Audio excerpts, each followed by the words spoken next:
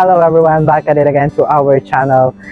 Today we will make a short but deep book vlog analysis about Taming the Waves, one of the masterpieces created by Inksteady.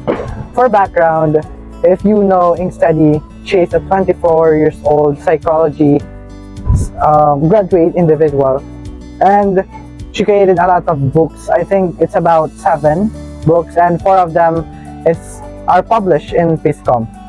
And ayun nga, one of the masterpiece she created is Taming the Waves. And so guys, let's begin with the title. Title itself is called Taming the Waves. Simple pero puno ng kahulugan. Hindi lang ito yung tungkol sa alon ng dagat. Simbolo ito ng trauma, sakit, paghihirap, at yung mga masasakit na nangyari sa buhay na paulit-ulit bumabalik. Genre-wise, isa itong makabagong nobelang romansa na isinulat ni Inksteady na tumatalakay sa mental health, relationship, at self-growth ng isang tao. Very relevant sa ating mga kabataan ngayon, hindi ba? Ngayon naman, pumunta tayo sa nilalaman ng kwento. Ang kwento ay umiikot kay Eleonora Chin Valencia, isang 19 years old na psychology student na lumaki sa tahanang puno ng takot, pressure, at trauma. Parang alon na hindi tumitigil sa sakit na dala niya, lagi itong bumabalik.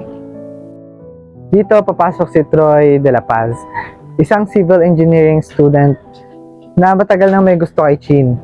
Hindi siya savior, pero siya yung nagbigay ng lakas ng loob kay Chin para magpatuloy sa buhay niya. Someone that is gentle, consistent, and safe. Meron din tayong si Ravina. Siya yung best friend na parang anchor ni Chin sa librong ito. Siya yung nagpapaalala kay Chin na may mga tao pa rin nananatili sa kanya na nagkikare at nagmamahal sa kanya.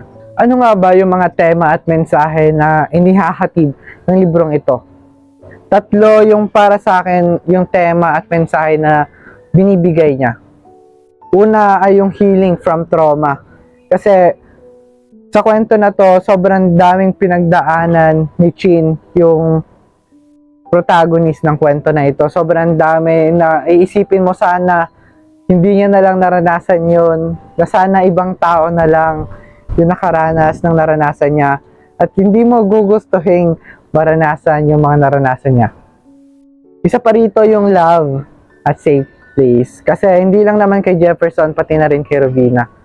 Kasi sila talaga yung parang naging sandalan ni Chin sa lahat ng oras na hindi niya na kaya, alam mo yun, yung hindi niya na kayang buhatin yung bigat ng mundo na binibigay sa kanya.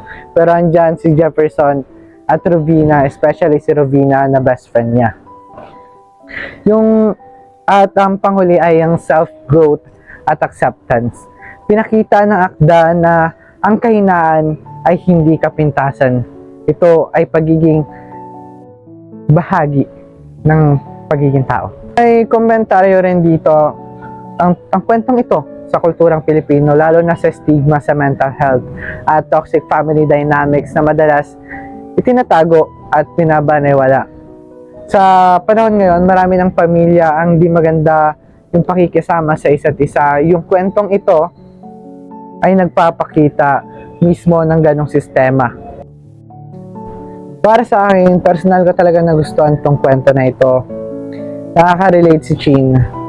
Para bilang estudyante at bilang anak na minsang natatakpan o nabibigyan ng expectation at sakit mula sa pamilya. Gustong-gusto ko rin yung build up ng relasyon nila ni Troy. Alam mo, nakakakilig siya pero dahan-dahan kanilang pakikiligin. Hindi siya pilit, natural ang paglapit ng puso nila sa isa't isa. Pero ang nag-stand out talaga na character para sa akin ay si Ravina. Siya yung best friend na gugustuhin ng lahat kasi parang kailangan natin siya sa buhay natin. Tayo, kailangan si Ravina. Yan yung feeling ko. Kung ikaw ay pagod, nasasaktan, naghahanap ng comfort, or simply gusto mo lang ng kwentong magpaparamdam na hindi ka nag-iisa, basahin mo ang Taming the Waves. This book is both painful and healing.